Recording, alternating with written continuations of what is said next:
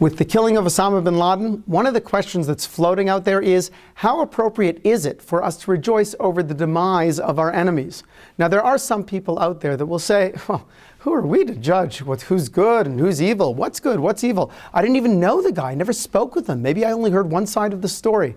Well, first of all, we all need to know that actions always speak louder than words. And even if you had a private audience with an individual like that, it wouldn't make a difference what he would say. What he did, what he claimed responsibility for, was complete destruction and total evil. But if you want to get into the issue of how can we know what is good and what is evil, well, Torah would say, Judaism would say, it's our responsibility to know. You know, King David writes in the book of Psalms that God loves good and he despises evil. Well, that's, if you can't know what is good and what is evil, that's an irrelevant statement. So how do you want to know? How can you know what God is thinking? Read his book. That's what the Torah is. That's what the Bible is. It's our God-given instructions for living to tell us what is good, what is evil, and how to get the most out of life. So, look at what's in there black and white. Murder, incest, dishonesty in business. That's evil. Acts of charity, acts of kindness, honoring your parents. That's good. There's good, there's evil. A lot of it is simply black and white. But the question is, can we really rejoice when people who perpetrate evil in this world, when they find their demise, when they are killed? Well, we have to understand that there's a big difference between rejoicing over the death of someone and rejoicing over the eradication of evil.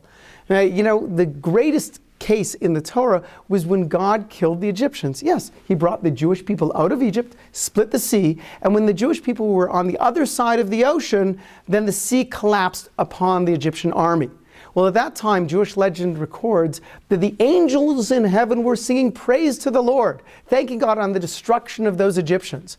Whereupon God's response was, wait a second, they were my children too. I only wished they would have done tshuva, they would have repented, changed their ways. But alas, they didn't, so I had to destroy them. In other words, God was sad at killing the Egyptians because he preferred that they would have repented from their evil ways. Meanwhile, back at the ranch, at the very same time, Moses was leading the Jewish people in praise, in joyous song.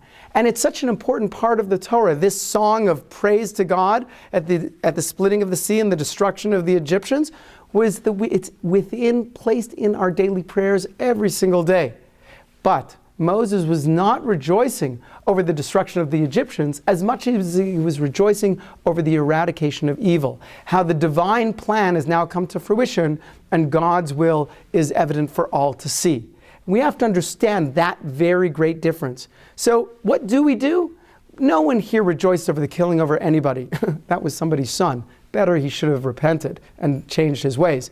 However, all of us need to rejoice because we have no tolerance for evil, and we have to rejoice over the eradication of evil in this world.